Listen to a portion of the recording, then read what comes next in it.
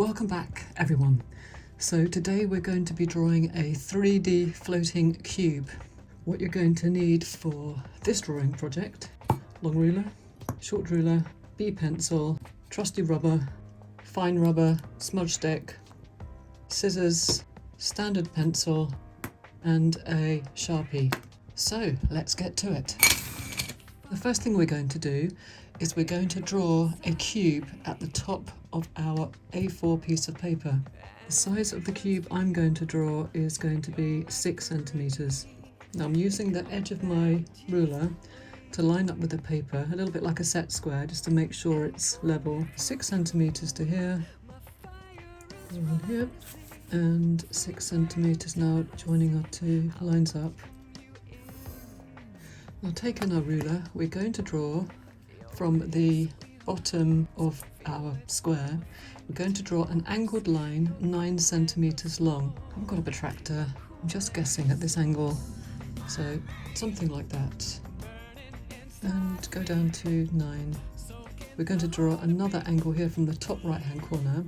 We're going to draw a line parallel to the side of our cube up by 4 centimeters to here.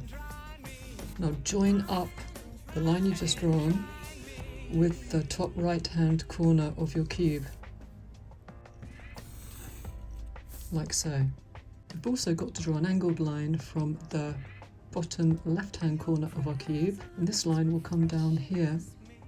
We're going to draw a straight line which should be parallel from the bottom of your paper, so from here you want it parallel up to here, just under 4 centimeters. Okay, it's going to go to about there. Now when you've done that, you can draw the next angled line from the bottom left hand corner to the straight line at the bottom you've just drawn, and it should look something like this. We're going to draw a straight line across our page, so first of all get your small ruler and mark down 11.5 centimeters from the top of the page, where the page starts up here, to 0 here, and on this side 11.5 centimeters here.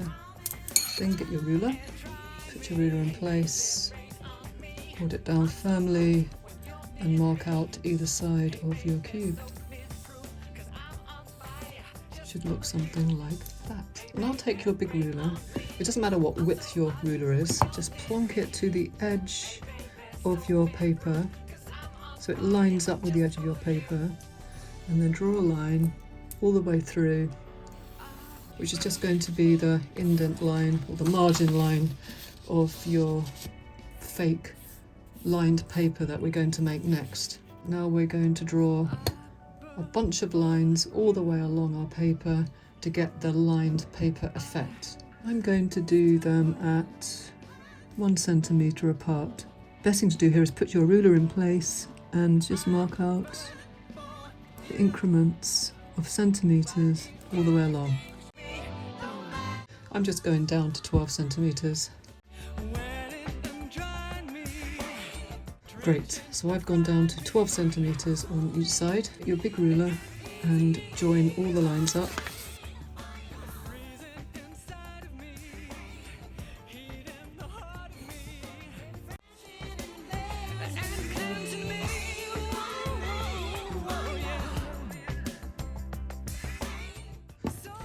Great, on to the next stage. Now we're going to draw in the shadow that's going to be underneath. You can see the line running across here meets with the bottom of our cube. So go under that line into this space here, and just above the first line that's under our cube, we're going to draw a shadow going across here. So just draw one line, and this line is going to overlap the cube probably by about 1 centimeter here, and then it's going to come down this way. It's going to take up 2 spaces, it's going to come down here by 2 spaces and join back up here like so. You want to tidy that up with your ruler like so. Right, now it's Sharpie time. all we're going to do with the Sharpie is we're going to go over the lines, and we're going to go over all of our outlines of our cube, the margin line and the lines going across. Now you can use a red margin line if you want to. In fact, I'm going to use a blue Sharpie for my lines because I think it looks really good, and I'm going to do the cube outlined in black. Get your ruler, take your time with this because there's no going back, is there really? And once you've got your ruler in place, carefully mark along your cube line.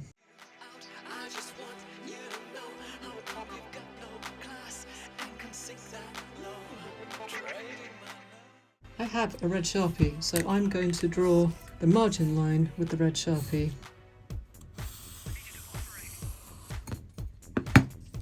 Then I'm going to use blue to do all of the lines.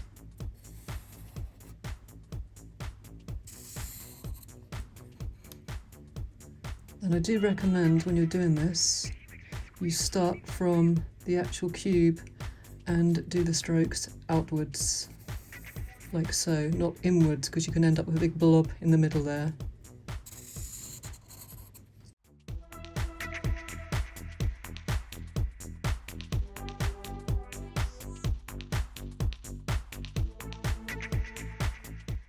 It should look something like this when you're done. Next we're going to shade with our B, and we're going to shade both of these sections, and then we're going to do some other shading and blending. So first of all, just shade both the same, light shading on both, and then we'll add some depth of colour afterwards.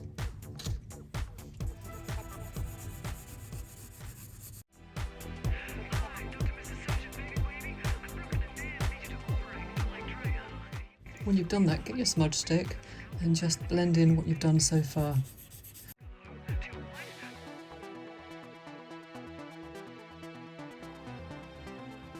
We're going to add a little bit more depth of colour to the outside here and the outside of here, so the right hand side of our cube and the left hand side of our cube.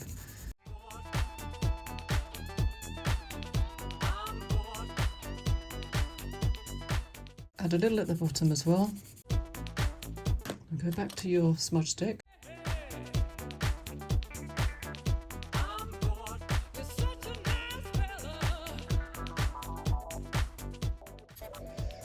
Right, and we're going to add just a little bit more dark shading to the edges.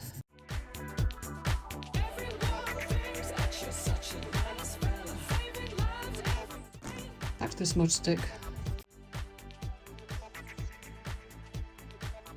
Now we can add a few highlights. I'm going to add some highlights up this middle line of our cube, either side of that, branching out a bit like a Y shape over that side, and the same on the other side too. Perfect.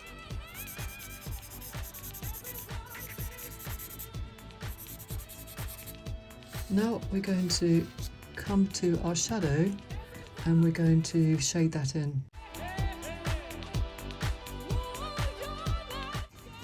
probably going to want the shadow about the same depth as the darkest bit of shading you've done here.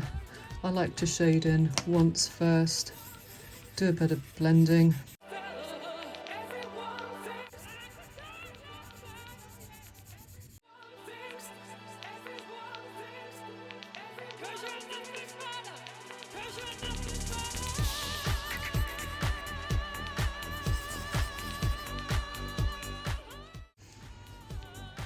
Okay, now we can touch this up a bit later as well, but I probably just want to take the edges off this, because you probably wouldn't see the harsh edges in the shadow. When you finish drawing around the top of your cube again with the Sharpie, just to make it stand out a bit more, cut out around the cube and along where the lined paper is. And there we go. Rotate your picture, move your camera until your cube looks like it's floating in the air.